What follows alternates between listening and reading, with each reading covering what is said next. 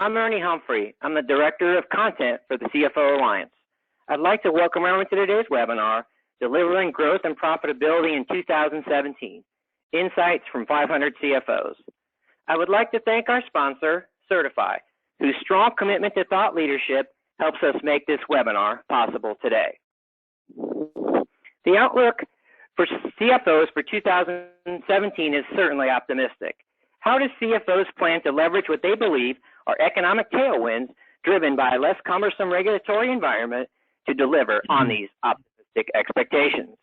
Today, Nick Araco, the CEO of the CFO Alliance, will deliver an in-depth analysis of the CFO Alliance 2017 CFO Sentiment Study, which offers CFOs key insights and actionable advice for how finance executives can identify and capitalize on opportunities while being mindful of risk exposures that can impact financial results and shareholder value.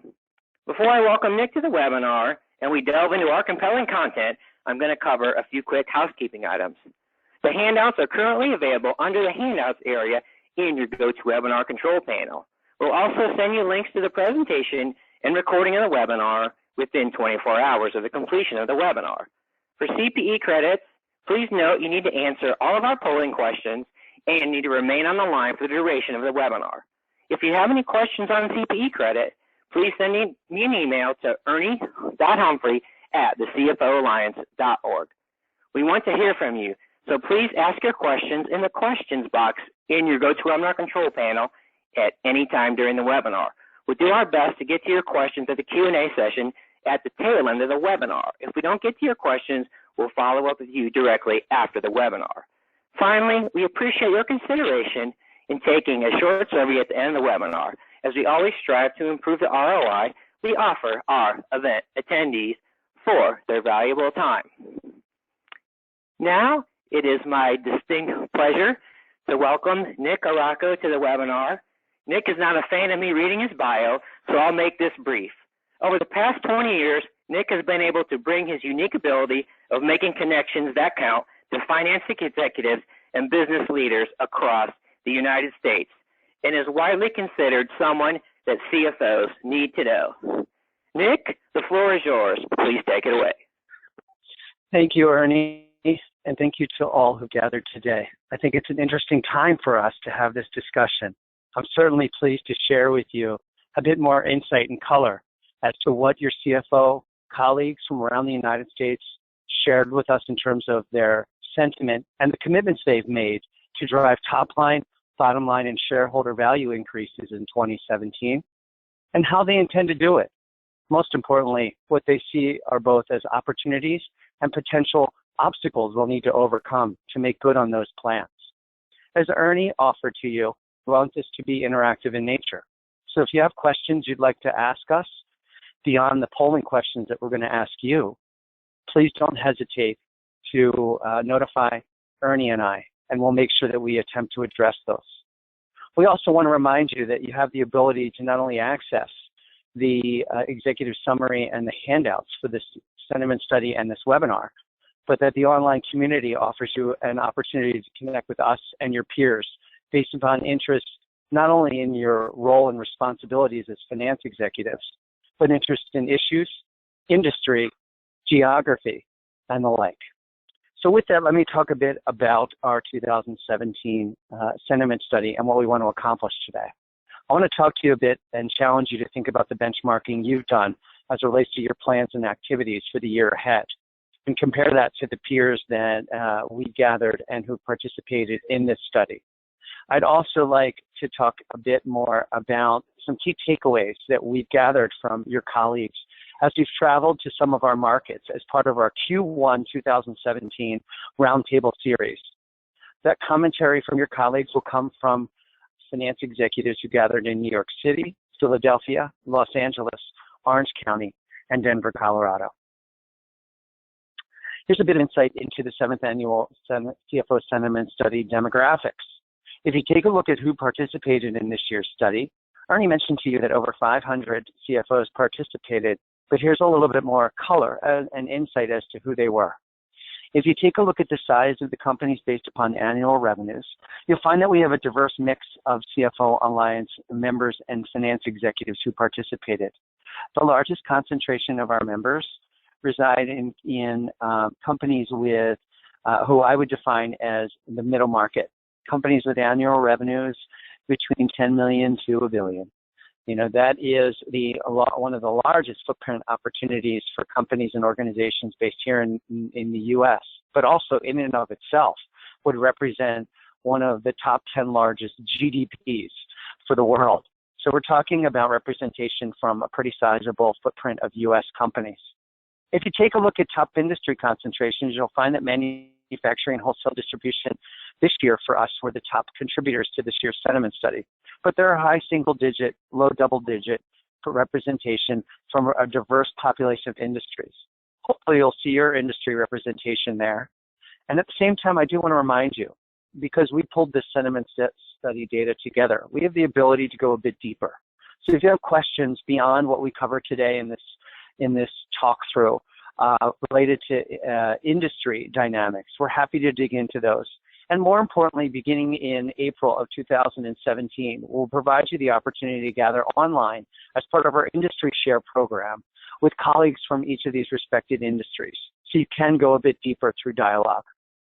You'll also find that we have broad representation in terms of where the headquarters or representation of the finance executive team lie around the U.S. The Northeast corridor tends to still be a large area of concentration of our members, but as you'll find, the South, Midwest, West, Southwest, and West were also represented. Some of the key findings. Our CFOs who participated in this study represent about 10% of our membership at large. And when asked to opine on the primary channels that they and their organizations will utilize to deliver growth in top line and profitability in 2017, the most frequently named areas were organic growth, i.e. innovation, and increasing customer spend with existing customers that they had. That sounds a lot like an organization's committing to determining how they can expand the performance behind the people they have in place, the investments they've made, in the tools and resources they need to deliver on the products or services that they bring to market, and a focus on the customers they already have in place. Now, we all know from an economic standpoint, it's not rocket science to determine that it's a lot more efficient from both a time and cost perspective to try to do more with customers you already have. But this also expresses that there's an urgency amongst our members to better understand, better position, and better own the relationships they have with their existing customers. It means that we have an eye as finance executives at all times on increasing competition, maybe not even competition we know today, the competition that we believe will be entering our market.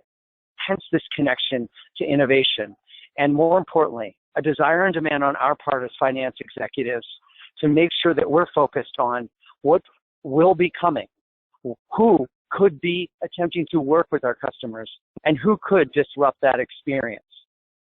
4 factors that our CFO participants said that would determine most for them company success: expanding relationships with existing customers, a focus on better understanding and performance around marketing execution efforts, obviously maximizing operational efficiency and performance, and adding the right talent and upgrading existing talent across the enterprise is a key concern.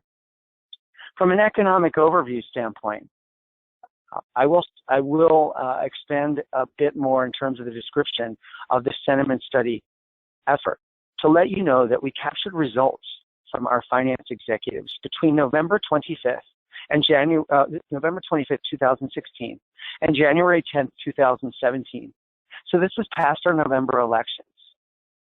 You'll find during that time period, our respondents rated their confidence in the U.S. economy as strong or extremely strong, at a clip of about 3 out of 4 participants, or 75%. This is a 30% increase from 2014 numbers, and a 15 percentage point increase in and of itself from 2016 to this year.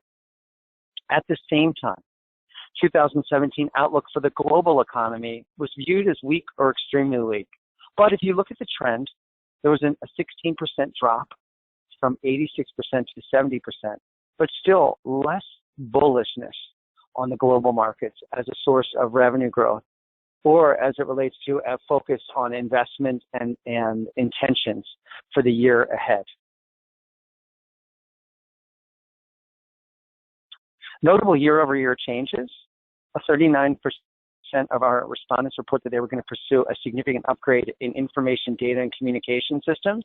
That's a 10 percentage point increase, so 4 out of 10. In addition, when provided the opportunity to allocate $500,000 of free cash flow to the marketing team, 44% reported that they would spend this effort on market research and enhancing their understanding of the customer relationship and their positioning with it. And 90% of our respondents reported that the results of the November 2016 elections would impact their business strategy in 2017. It's a 12% jump from last year's numbers. Ernie, I'm going to turn it back to you for a polling question. Great. Thank you very much. Nick, as you can see, I've gone ahead and launched our first polling question. One of the sets of questions that we asked in the sentiment study this year was to ask our finance executives what they would do with some free spend.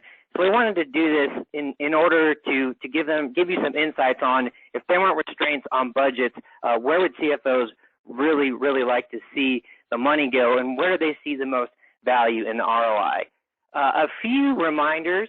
If you're interested in CPE credit for the webinar, you'll have to answer all polling questions. Of course, we appreciate everyone's consideration in answering all of the polling questions.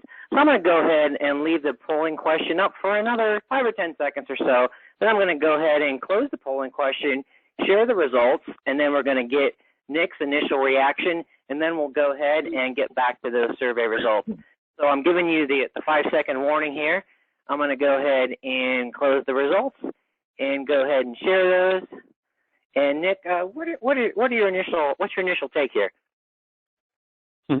So it doesn't surprise me that there's a split here between sales, marketing, operations, and the idea of evenly. When you think about it, at the end of the day, and you dig deeper into this is really about talent.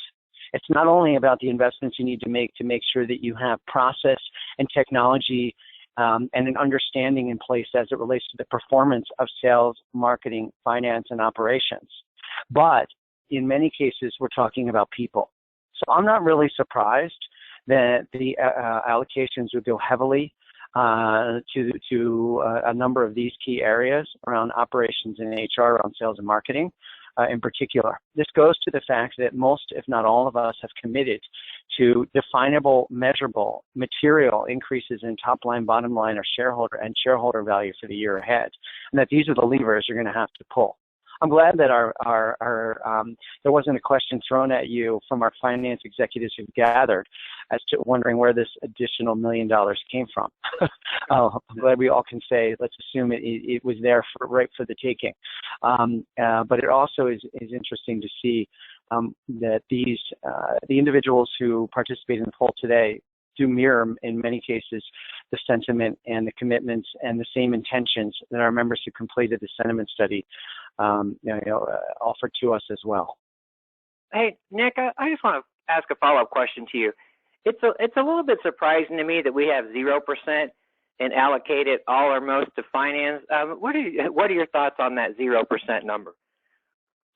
To me, I think this has a lot to do, in my opinion, with the fact that the role of the CFO and the finance organization at large now, when it views its impact zones and responsibility areas, now see that they're spending their time, their efforts, and their initiatives to build confident decision-making and better performance in other areas beyond their own teams.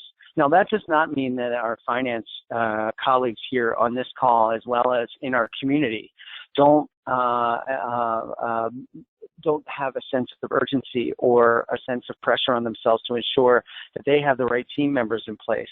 But I think rather that they think they know that finance has a responsibility in those areas of sales, marketing, operations, and HR to impact the performance and decision-making beyond what they probably had just a few years ago, and more importantly, understand that with this opportunity comes a responsibility on their part to make sure that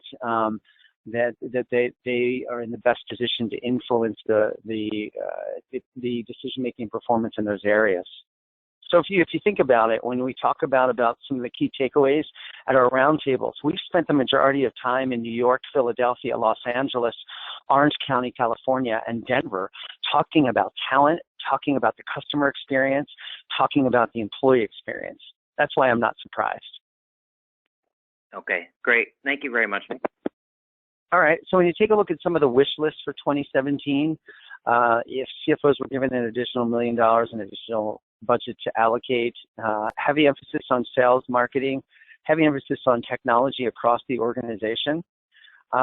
If they were going to spend an additional $500,000 in marketing, I mentioned this before, almost half said that this money would be best spent on improving their own company's understanding of the addressable markets that they're currently serving and or could serve, given the people and the strategy and the assets they have in place.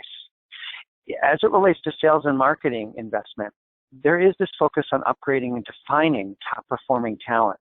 Don't underestimate that intention on the CFO's part to help our organizations and our colleagues understand in a measurable way the definition of what top-performing talent may be. Each of the businesses that our CFO Alliance represent will say that there's a focus and emphasis on maintain and grow the existing client base and the revenue and the profitable revenue performance behind that.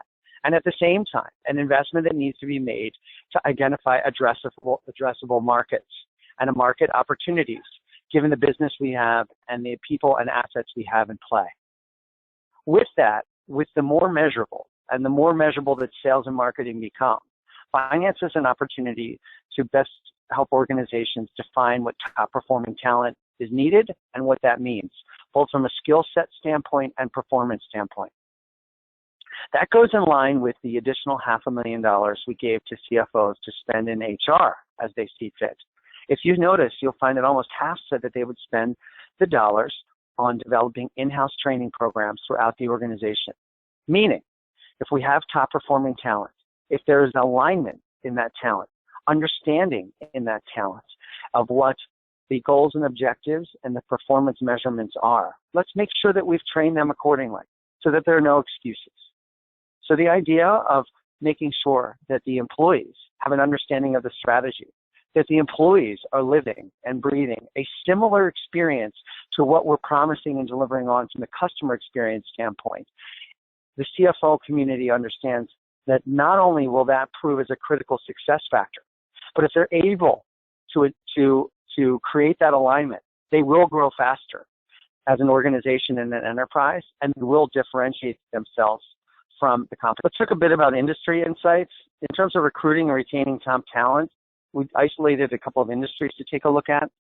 On the retail wholesale side, if CFOs were given an additional $1 million in budget to allocate in finance, in financial services, 50% reported a heavier allocation to recruiting and retaining top talent, which means it's getting much more difficult and tougher for our CFO Alliance member companies in financial services to find that talent and to keep it. That's a 10% higher swing than any other industry. About 46% in retail and wholesale said that they too would spend the money on recruiting and retaining top talent. Think about these two industries. They're in a state of change. Their business models are in a state of disruption.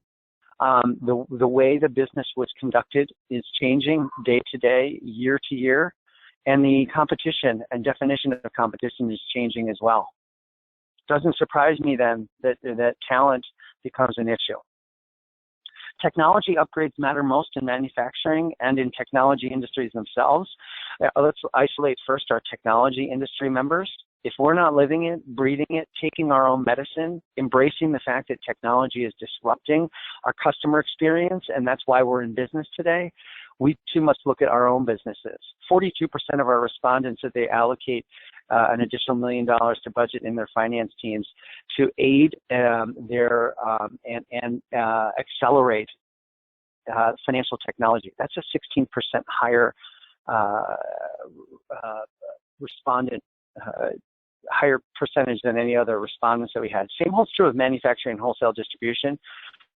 The ability to measure now in that industry, as I probably have a number of manufacturing and wholesale distribution finance executives on this call will attest that the business is changing, and the ability to understand the performance around top line, bottom line changes as well. And if we're in a high volume but low margin business, it's critical that we have access to information at all times that can aid us in confident decision making.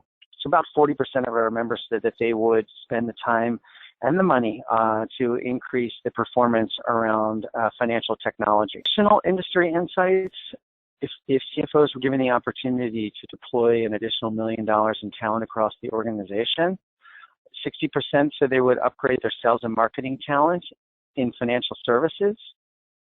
Now, I do want to point out, in healthcare, which, as we know, the ecosystem around healthcare not only includes hospitals and health systems, i.e. the provider world, the payer world, the technology innovation or health tech innovation side, the med device side, the pharma and life sciences side.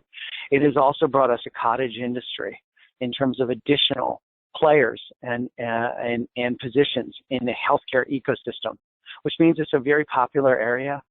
We're seeing transferability of skills and transferability of experience. As an example, our CFO Alliance members on the provider side are looking at talent across the retail sector and the other experiential sectors, because healthcare is becoming a consumer-driven experience. And the idea of differentiation not only has to do with quality of care and quality of care outcomes, but the experience the consumer has in accessing those quality of care programs and initiatives. So you can see, though, that there's an influx of interest and a transferability of skills. That may explain why the idea of pressure on talent in healthcare may be somewhat less than other sectors. Now, you're always going to have supply and demand issues. So some in healthcare may say that's certainly not the experience we're having. But one justification, or one at least explanation for that reporting by our members in the sentiment study may be that there's an interest in, quote, a popularity factor and a willingness to consider a transferability of skills. Top factors driving growth and profitability: expanding relationship with existing customers, marketing execution, adding the right talent across the enterprise, and obviously a continuing emphasis on operational efficiency. No surprises there except for really number 2 and number 3. Marketing becoming measurable, and the CFO and the finance organization playing a role in that, and accelerating that and using that information now to make better, more confident, more timely decisions. And then the idea of the CFO and the finance team playing a role in the performance, both recruitment, development, and deployment of talent across the organization. Ernie, I'm going to turn it back to you for another polling question. Great. So thank you very much, Nick. And we're going to go ahead and ask our audience the exact questions to see how you benchmark against our survey respondents.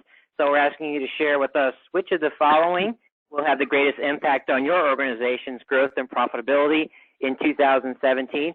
I just want to remind you that we are still happy to take your questions in the questions area of your GoToWebinar control panel. And again, we appreciate everyone's consideration in answering the polling questions. If you have an interest in CPE credit, please make sure that you answer all the polling questions asked during the webinar today.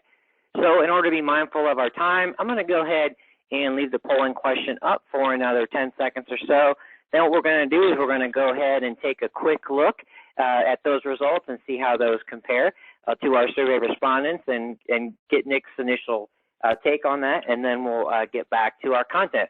So I'm going to go ahead and close the polling question. And let's go ahead and take a quick look at those results. And Nick, why don't you give us your initial take here? Well, look, I think our members here and our finance executives here on this webinar agreed with our members in that expanding relationships with existing customers is not only more cost-effective, more time-effective, more efficient, but it also has much more to do with the known versus the unknown. So the idea of investing or which of the following will have the greatest impact on our organization's growth and profitability, that expanding relationship with existing customers is obviously of interest.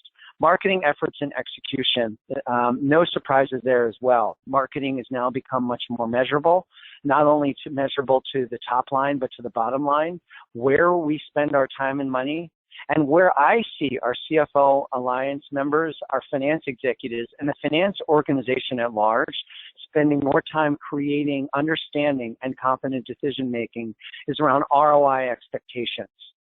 If we're going to make this investment of time, money, tools, resources, efforts, support, engagement, what are our expectations on the return on investment? Return on investment principles are not new, not foreign, and certainly are extremely comfortable for the finance organization, regardless of whether or not you're an entry-level finance team member or you're at the leadership helm. But for other parts of our enterprises, other functions, especially marketing, the idea of ROI expectations has involved fuzzy math, has involved speculation, and has involved the immeasurable. With technology and data now at our fingertips, I think finance and the finance organization at large has an opportunity to help create comfort, to help create better understanding, and create better performance around marketing efforts and execution. So I'm not surprised there. Yeah, Nick, let me go ahead and ask you a follow-up question. So the top two factors deal with marketing execution and in some sense sales execution. Can you share with our attendees some of the advice that CFOs have shared in the CFO Roundtables about specific tactics in order to build those mutually beneficial relationships with marketing and sales? Yeah, at the core of the discussions occurring at the CFO Alliance Roundtables, as well as the advice and counsel our members are offering each other, is twofold. First, the language translation that needs to occur has to be a two-way street. A number of our members have said that they've taken grassroots small steps to help bridge the gap, or the idea that finance is attempting to become reaching or overreaching in any way.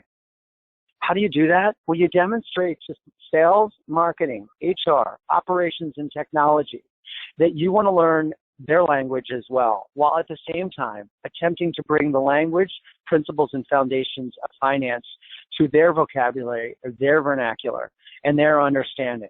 Simply stated, don't give a sales and marketing leader or professional a 10 pages deep spreadsheet with scenario analysis, but rather in their language, in their format, and in their forum, that information transferred in a way that they can understand and digest it. At the same time, take overt steps and efforts to better understand them. A CFO Alliance member in Denver offered that they rotate the members of their team, a team of 5 in their finance organization, into the weekly, monthly, and quarterly meetings of sales, marketing, and HR, as well as operations that occur in this small $30 million a year top-line revenue, but growing company. It's not about size and depth. It's about opportunity to create connection and create dialogue, but that dialogue has to be a two-way street.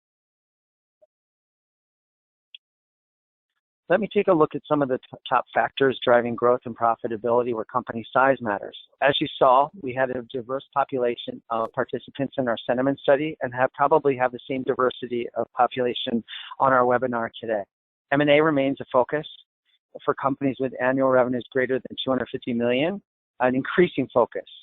All of our members will say that we look at both organic as well as M&A-driven opportunities if we're in a position to do so from a health, capital, and strategy standpoint.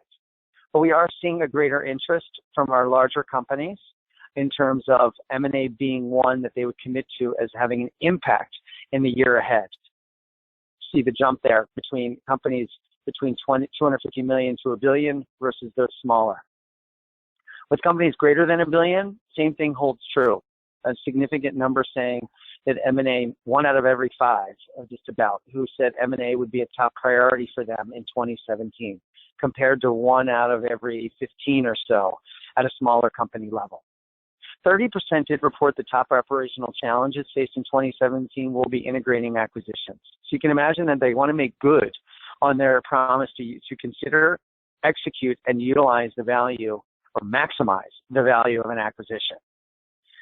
Expanding relationship with existing customers, meeting customer expectations, most frequently identified as an operational challenge that the CFO and the finance organization is going to be involved with. This goes back to the results we've been tracking for the past 7 years, but more importantly, real trends in 2015, 16, and 17, that the CFO and the finance organization are much more directly involved in the customer experience, not to resolve problems, not to resolve contract issues or terms, not to help address pricing and or renewals, but more importantly in the relationship itself. In a number of cases, we've heard from our members talk about the fact that their finance is a seat at the table with sales and marketing leadership and sales and marketing teams, as well as key client pursuit teams, as well as key prospect pursuit teams from day one, from the advent of the targeting, the pursuit, the securing, and the development of the relationship, so that strong decisions around these activities and the performance can be at least influenced by finance early on. So we see the role of the finance organization and CFO expanding in a way that's impacting the customer experience. Ideas from our roundtable discussions, deploying talent throughout business functions, like I just mentioned, the idea of simply having a member of your team create, dialogue, represent, or participate in another functional area's meeting, performance, and or activities, great value in not only demonstrating to talent that they're part of an organization and that they're impacting performance, but to create that interdisciplinary approach. I mentioned CFOs are getting more involved in the customer experience earlier in time. Countless members talk about being involved in pitch, proposal, pursuit, as well as performance discussions with prospective clients and clients. And I mentioned before this idea of language translation and data translation being something that our members are sensitive to. The idea of promoting investment and better understanding of addressable markets, we talked about this before.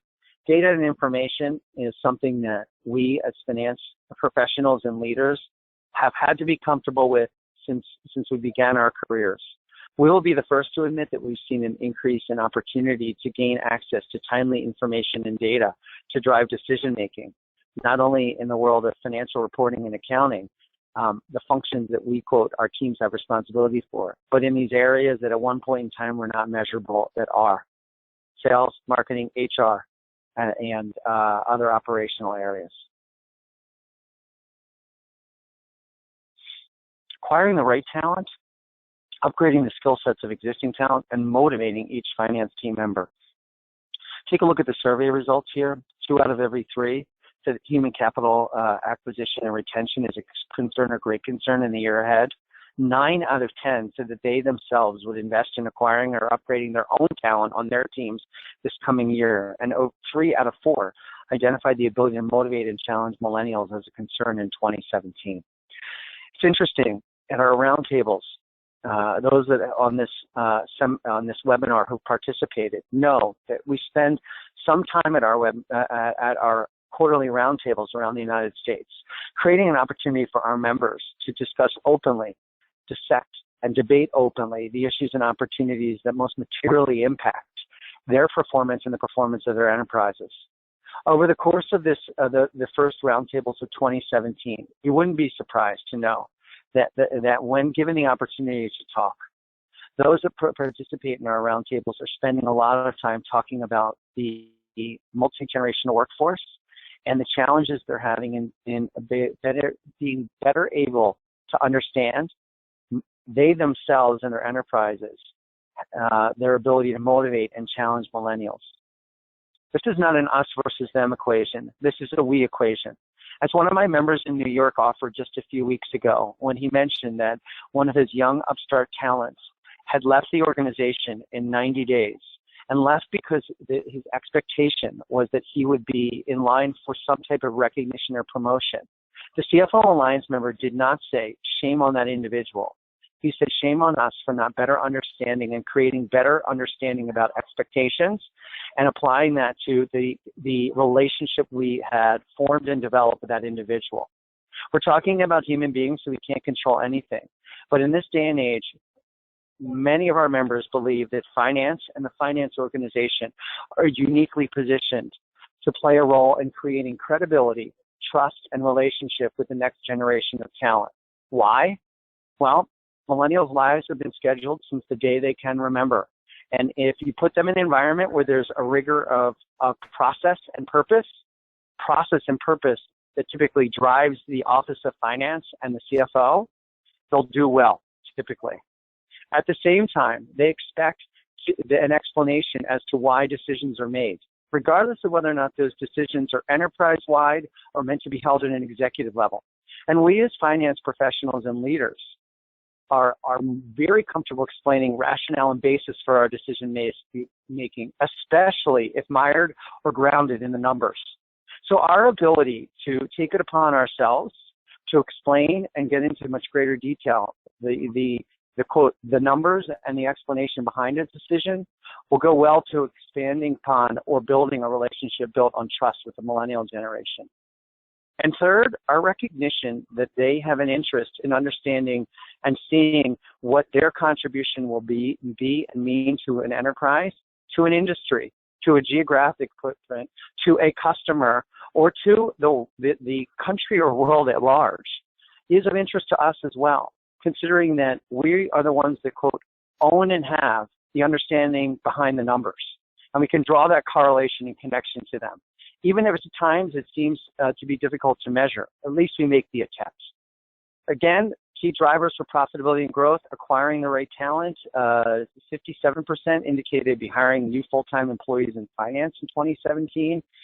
1 out of every 5 said that training and development for existing employees was critically important. Over half said retention of their key people and the professional development of their key employees was to a great extent where they'd spend time and money. Not surprising that you have this interest and also responsibility as it relates to acquiring talent, upgrading the skill sets of that talent, and then tying the connection between that to motivating each team member that you have either direct or indirect responsibility for. Operational efficiency was another growth factor, top factor that impact growth and profitability. This is ongoing concern, even though we're the people that believe at times we have the access to information. 4 out of every 10 said they were concerned about companies' information, data, and communication systems. As one of my members in Denver offered just last week at our roundtable, yes, we have access to it, but it still feels that it's not easy to undertake. Not everything is connected. Not every system speaks to each other. And at times, it still feels fragmented and broken. Business agility is critical, but our ability at the same time to utilize information and to provide that information as a basis for confident decision-making is not an easy task. 1 out of every 3 respondents indicated a shift in the top financial risk and operations issues that they said would impact their business. Imagine then you have the responsibility to provide and or utilize data or information, financial and otherwise, to make decisions. None of us are operating in a static environment, and now technology at times has provided us with access to information, but I wouldn't say that our CFO Alliance members have found it any easier. The idea of spreadsheet hell was still offered in the comments area as being an area of issue and at times paralysis. Business challenges shift year to year, no surprise there. We as finance leaders are consistently and are comfortable, I would say, as best we can be comfortable, walking the tightrope to help our organizations both seize opportunity, manage constant business challenge shifts, and mitigate risks. There are regulatory changes coming. There are improvements that are being made to the information, data, and communication flow. I mentioned that spreadsheet hell. And ensuring that employees have access to the right technology across the enterprise. I will tell you this, we're seeing an increasing number of not only our CFO Alliance member companies currently leveraging cloud-based applications, as a way to kind of, quote, free up and create greater and ease and connectivity to information and data, but an increasing number to fully migrating to the cloud. This is a great shift for us, especially given that the mid-market and the lower middle market tend to be a large part of our constituency and membership. Those applications now that at one point in time were not available, that ability to migrate to a solution that is not only more cost-effective, time-effective, but more with greater ease, more connected, more consistent, and more easily accessed is an area of great opportunity for our members. Related to boards, no surprises here. Cybersecurity and risk management at the top of everybody's list of concerns across industries. It goes back to what I just said as a positive, the fact that we have access to information, the fact that we have the ability to utilize that information and provide it to others within the organization, better understand and connect with both our employees and our customers and put them together. At the same time, that creates issues related to data security, information governance, and the idea of preparedness. Take a look at bullet point number 3. 2 out of every 3 of our members said that who operate with a board of directors said that they feel that the board is somewhat or not very well prepared to address important matters facing their organizations. There's still a bit of inefficiency or lack of alignment and expectations about the value that boards can and should be creating and your interaction as a finance executive with them. It's a big number. At the same time, almost all of our participants said that they are making some level of investment to provide better education, better tools, and better resources to board members so that, quote, there are no or few excuses. So at least we're seeing our finance leaders and our respective member companies taking steps to address that issue around board preparedness. The issues around cyber risk management. Oh, yes. Nick, I'm sorry. Let me jump in here since you're talking about cyber risk management. When you cover that point, can you talk a little bit about the trade-off between risk management and also a breach response plan? You know, it's interesting, Ernie. As we've traveled across the country over the past 12 to 18 months in particular, what at one point in time was a discussion about organizations we could refer to as being the big guys, the guys out there, or quote them, has turned to a discussion about it being about us. I can't tell you how many member companies and CFO Alliance members offered their own perspectives and experiences up who went lessons learned because they were on the receiving end of some cybersecurity issue. I will tell you this, Ernie, to validate your point. Most recently, one of my members in Washington, D.C., who talked so freely and so graciously with his colleagues about what he learned from their recent breach, said that we were ill-prepared to not just deal with the, quote, breach itself, but the follow-on impact that it would have to the employees, the customers, and the marketplace we served. The ideas around reputation risk, the ideas around consistency around messages being communicated and by who proved to them that they needed to have a much more rigorous, more well-defined and adopted plan in place. He said the mistakes that were made were human mistakes, errors that they and the enterprise made, not necessarily mistakes made about, quote, the technology itself. So we as finance executives can't say, you know what, we've investigated it, we've put all the tools and technology in place to mitigate the risk, and then ignore the fact that, and then think it's not going to happen. Rather, we should spend as much time and emphasis on the idea of what to do when it happens, because it's become a question of when, not if. And the idea of a response plan involves not just a response plan on how do we stop this, how do we mitigate the harm given that specific breach or cybersecurity issue, but more importantly, how do we mitigate the long-term lingering effects of a breach like this on our employees, on our customers, and on our reputation. Finally, some takeaways from our CFO Alliance roundtables. We need to focus on delivering more value, communicating to customers. I think this is a unique opportunity, the idea of show the customers that you understand their key concerns, to expand the customer relationships, We had a CFO Alliance member company talk a bit about some of the issues that they're dealing with in terms of their sales team. They hired some of the best hunters in the business, those that go out and seek it, capture it, and move on. Well, their business model, their industry, and the customer experience has changed. The expectation now is a bit more stickiness, a bit more of ongoing responsibility to service the customer, and a bit more overt effort needed to be made to ensure customer success. The finance organization is working with the sales organization to build a customer success team. That's critical. And I think that there's a real opportunity there for not only that language translation, but you know what, the performance translation will occur. Organizations that attempt to bridge that and create that customer success model with finance providing insight, information, intelligence, and advice mired and based in the numbers, both profitability and other key performance indicators, will win. That goes to the point around aligning sales talent with what the customer needs. You've got to demonstrate to them that you understand them and that you're there with them, and that their success really does and your success are tied together. The idea of acquiring better talent, CFOs do not have pointy elbows as it relates to HR matters. Rather, CFOs want to help and empower HR, which has the responsibility for each company's greatest assets, greatest source of competitive advantage. It's people. And yes, the world of HR still requires a compliance-like responsibility, but we now need to talk about the impact zone and the more measurable ways that human capital can and should be both acquired, managed, and deployed and measured in terms of their success and impact.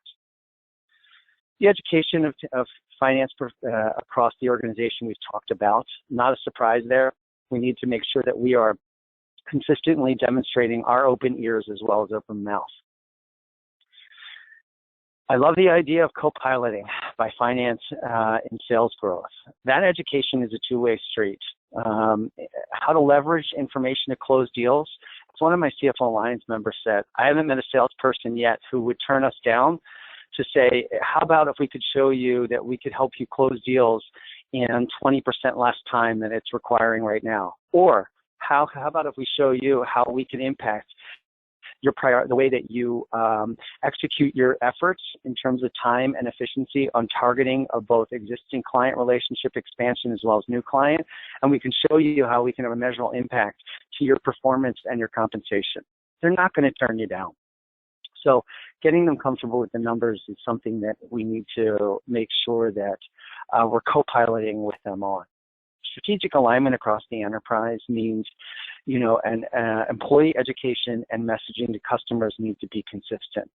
As the National Center for the Middle Market at the Fisher School of Business at Ohio State University points out in its studies, mid-market companies in particular who align the employee experience with the customer experience grow the top line, bottom line, and shareholder value at a faster clip.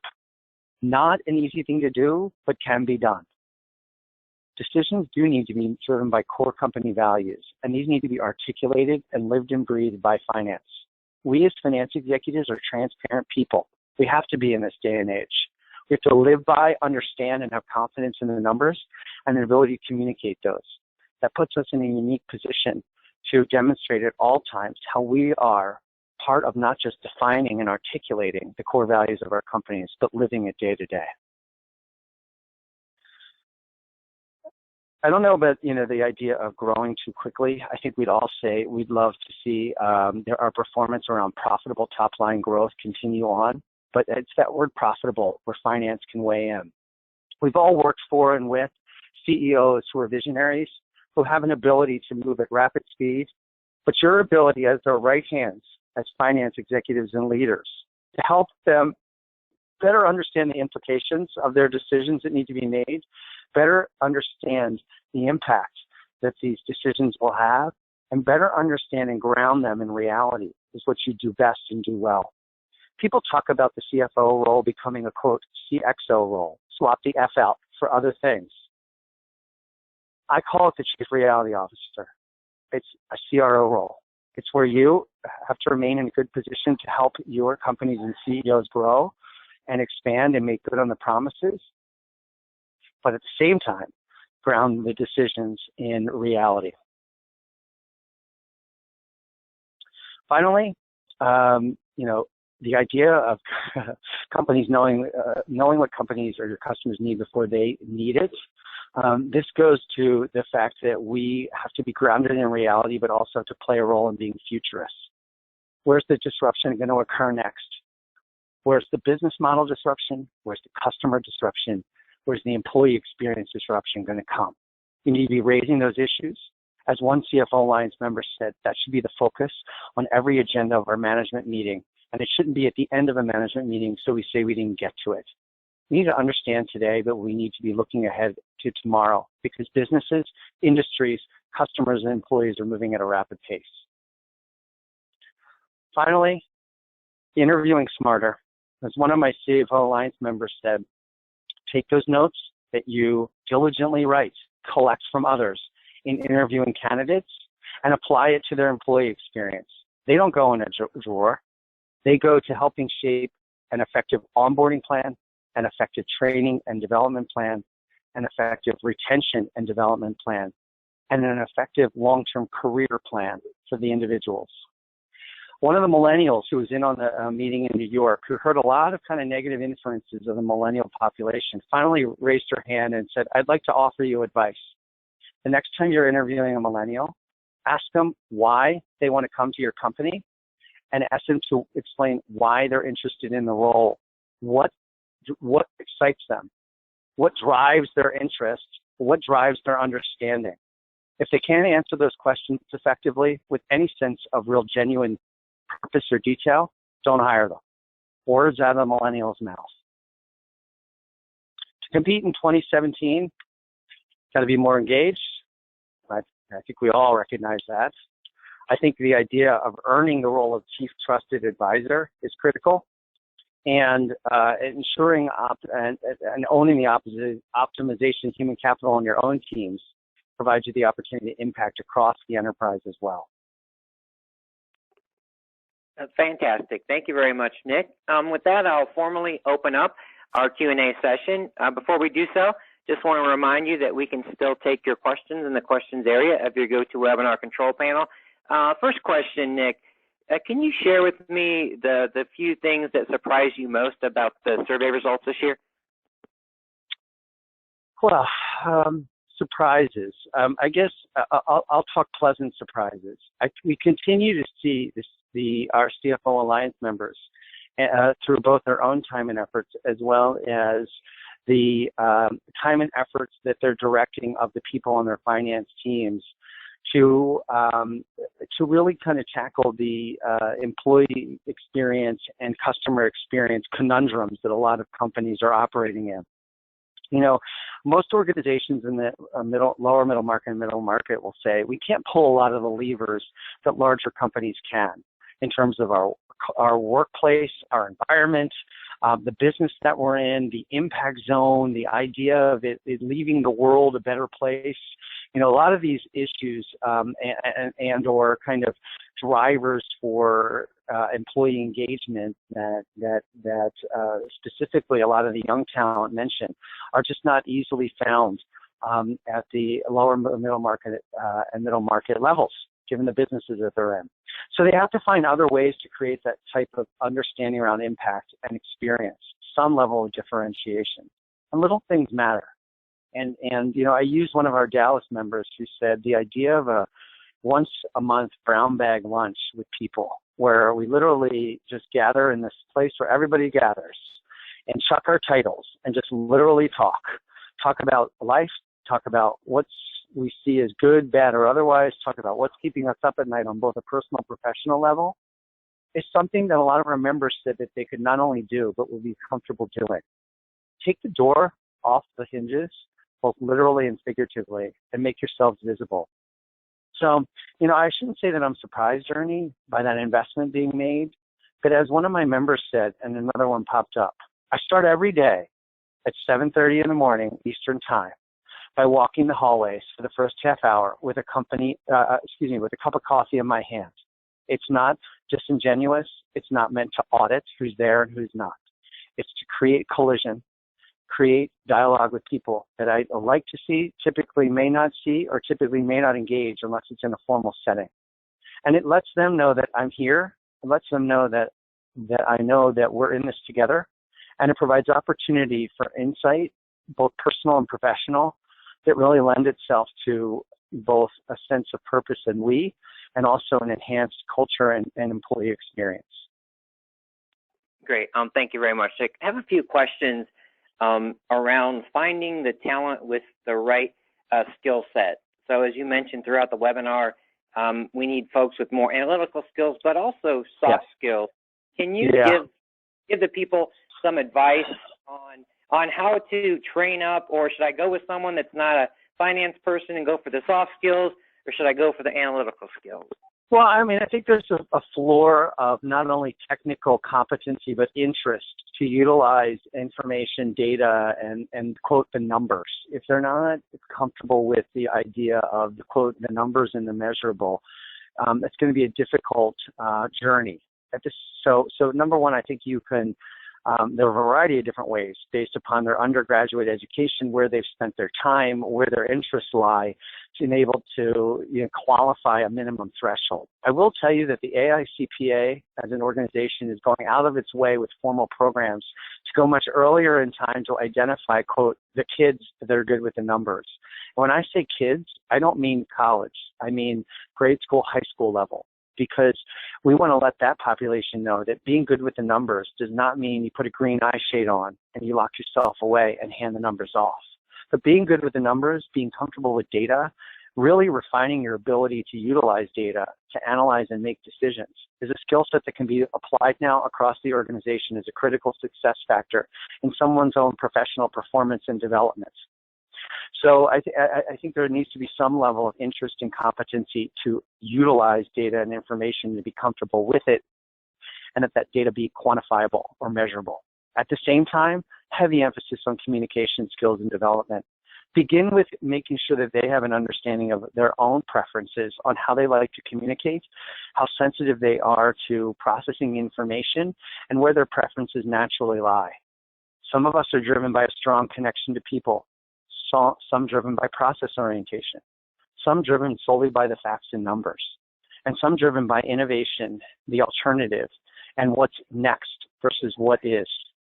I think a combination of all four of those areas, or at least a minimum sensitivity to the fact that the people that we're interacting with and attempting to do business with, both at the employee and customer level, may be wired differently than us, is a step in the right direction. If individuals can increase their own sensitivity to the fact that the person sitting across the table, across the office, across the email, or across the wire, we'll call it, may be wired differently, I think they're going to be more effective in adapting to and connecting with them.